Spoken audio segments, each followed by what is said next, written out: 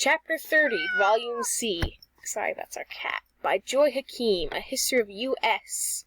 Or Us, I'm not sure which. It's us, since there are no dots. Okay, History of Us. Chapter 30, Gold and Silver. I'm sorry, our cat's in here.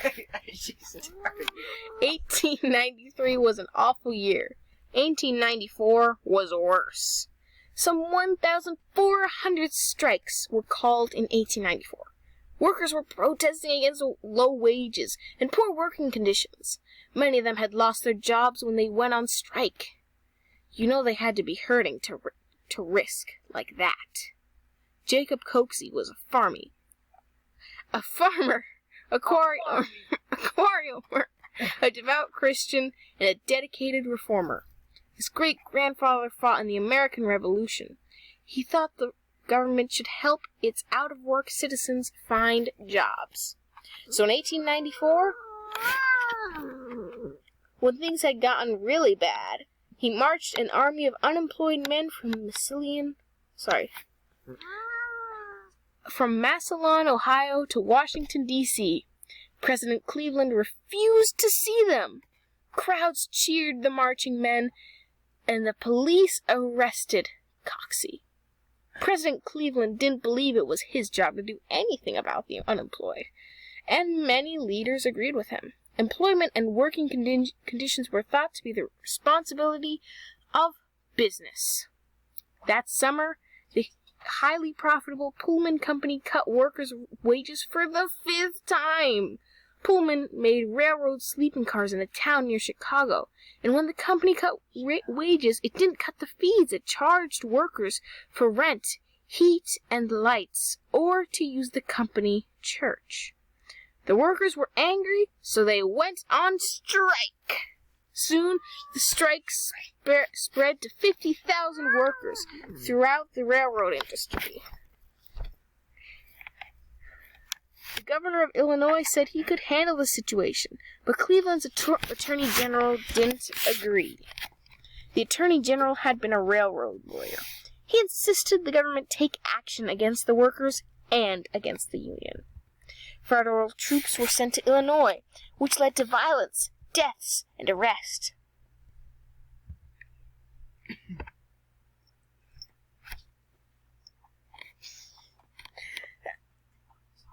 Businesses and banks were failing everywhere, and there was a run on gold as people tried to make sure their money was in the safest currency, gold. The government's gold reserves were disappearing. President Cleveland blamed the country's money problems on an act of Congress, the Silver Purchase Act of 1890, which said the government had to buy so many $1 million worth of silver every year. So, over here it says, to strike means to stop working in order to force an employer to pay higher wages or to meet other demands.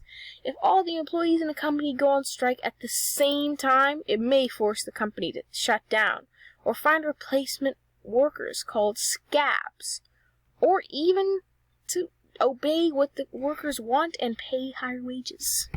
This picture over here says when the Pullman Company of Chicago repeatedly cut workers' wages but maintained their high rents, the workers went on strike. Some, like the man pictured here, lost their jobs and sank into poverty. This painting shows rioting workers setting fire to 600 freight cars at the Panhandle yards during the Pullman strike. And this photo shows President Cleveland called on the 15th United States Infantry Company C to help break up the railroad strike against the Pullman Palace Car Company.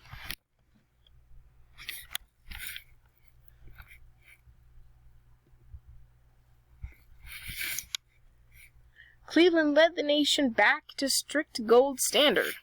The Silver Purchase Act was repealed. The president became known as a gold bug. But it didn't help a bit. The gold reserves kept going down, and down, and down, and that led to a crisis. The nation was in danger of going bankrupt. And finally, in desperation, President Cleveland went on to the country's leading financier, J.P. Morgan, and asked for his help. Morgan, with other bankers, gave the government gold in return for U.S. government bonds, which they soon sold at a profit. That helped stabilize the currency. But many Americans thought it was humiliating for the President of the United States to have to go for a president banker for help. A private banker for help. The financiers seemed to have more power than the U.S. government.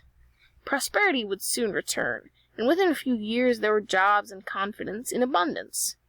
The experts would not agree on what had brought on the Depression or what brought the recovery. The discovery of gold in South Africa, Canada, and Alaska helped.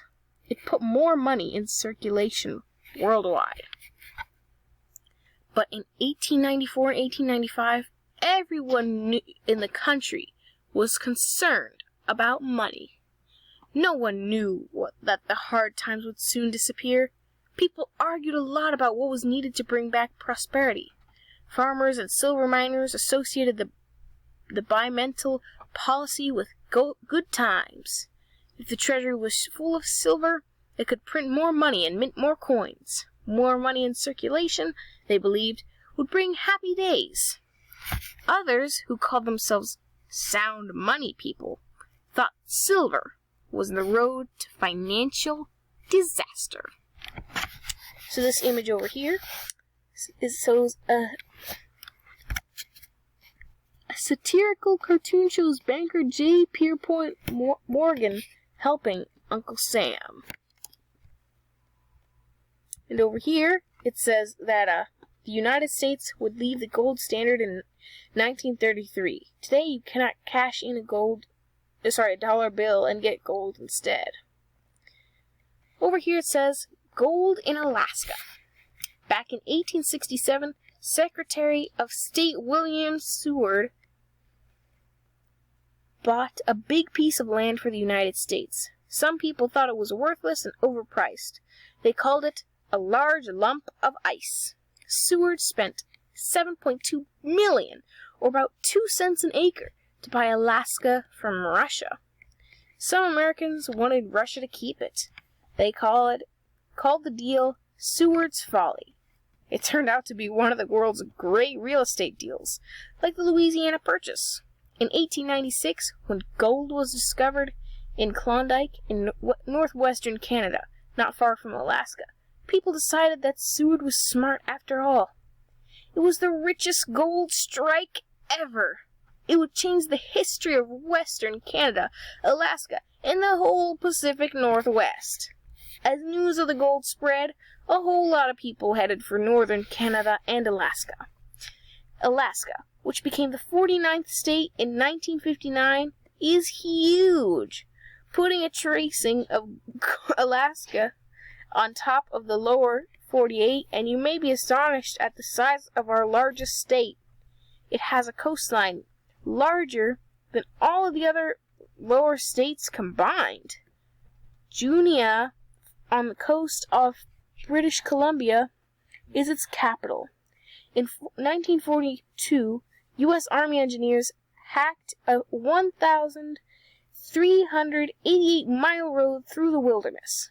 That Alaska highway has, for better or worse, brought trucks, oil rigs, and new people into a land of totem poles, caribou, and native cultures. This picture here shows thousands of miners and prospectors climb through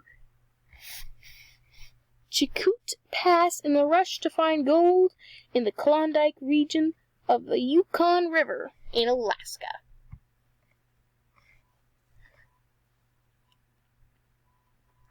So this last page says, a stockpile of gold or silver in the treasury isn't the only thing that determines a country's wealth.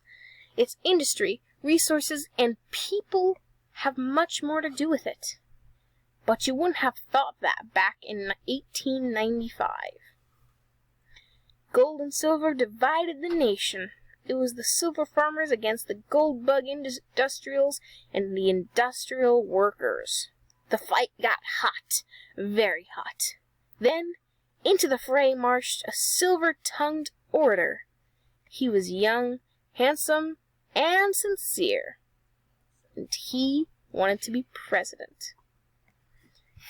Arguments against gold and silver raged in the mid-1890s. In this cartoon above, from a popular pamphlet published in 1893, depicts silver as the solution to the nation's financial woes.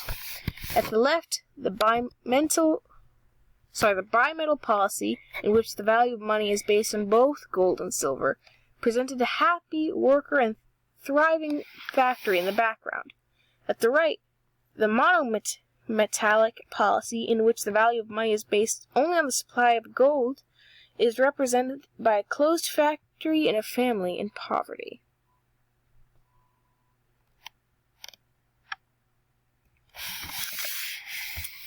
Over here, at the very bottom, it says, making a mint. A mint is a place where you make coins. Today, the coins you use are made at the U.S. Mints in Denver and Philadelphia. The U.S. Bureau of the Mint has gold warehouses. They're called depositories. At Fort Knox, Kentucky, and at West Point, New York. Some commemorative coins are minted at West Point and at a mint and a museum in San Francisco. Gold and silver coins called bullion are minted at West Point. Paper currency is made by the Bureau of Engraving and Printing in Washington, D.C. And that is it, folks, for Chapter 30 of Volume C. Have a good day, have a good evening. Have a whip-a-dap day, you mean. Whip-a-dap and chiz. Matthew, please.